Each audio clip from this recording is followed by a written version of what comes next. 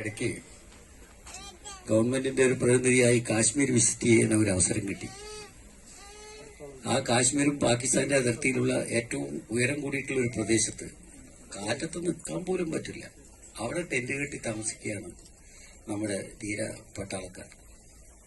അപ്പോ എന്തുമാത്രം ത്യാഗം സഹിച്ചുകൊണ്ട് രാജ്യത്തെ ജനങ്ങളെയും രാജ്യത്തെയും രക്ഷിക്കാൻ വേണ്ടിയുള്ള പ്രവർത്തനം നടത്തുന്നുവോ അതിൽ വീരമൃത്യു വരിച്ച ജയപ്രസാദ് നമ്മുടെ ഈ പ്രദേശത്ത് ജനിച്ചു വളർന്ന കുട്ടിയാണ്.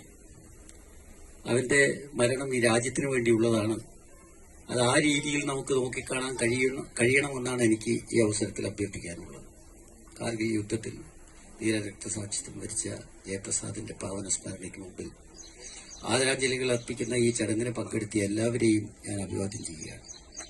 നമ്മുടെ രാജ്യം ഒട്ടേറെ പോരാട്ടങ്ങളിലൂടെ നേടിയെടുത്ത സ്വാതന്ത്ര്യവും ജനാധിപത്യവും പരമാധികാരവും സംരക്ഷിക്കാൻ ഈ രാജ്യത്തെ എല്ലാ ജനങ്ങളും ഒറ്റക്കെട്ടായി നിന്ന് പ്രവർത്തിക്കണം. അതിന് രാജ്യത്തെ സംരക്ഷകരായി നിലകൊള്ളുന്ന നമ്മുടെ മിലിറ്ററിയെ ബഹുമാനിക്കാനും ആദരിക്കാനും സ്നേഹിക്കാനും പരസ്പര ബഹുമാനത്തോടുകൂടി അവരുടെ കുടുംബങ്ങളെ സംരക്ഷിക്കാനുമുള്ള ഉത്തരവാദിത്വം ഏറ്റെടുത്ത് നടത്താൻ എല്ലാവരും സന്നദ്ധമാകണം. കാരണം അത്രയധികം ത്യാഗോജ്വലമായ ഒരു പ്രവർത്തനത്തിന് നേതൃത്വം കൊടുക്കുന്ന ഒരു വിഭാഗമാണവർ.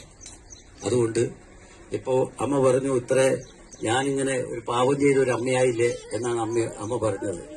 തീർച്ചയായും അതല്ല, ഞങ്ങളൊക്കെ ഉണ്ട് നിങ്ങളോടൊപ്പം എന്ന് അറിയിക്കാൻ നമുക്ക് കഴിയണം. അവരുടെ എല്ലാ കാര്യത്തിലും നമ്മളൊപ്പം ഉണ്ടാകേണ്ടതാണ് എന്നുകൂടി പറഞ്ഞുകൊണ്ട് ഒരിക്കൽ കൂടി ധീരജവാനായ നമ്മുടെ ജയപ്രസാദിന്റെ പാവന സ്മരണയ്ക്ക് മുമ്പിൽ അന്ത്യാഞ്ജലി അർപ്പിച്ചുകൊണ്ട് വളരെ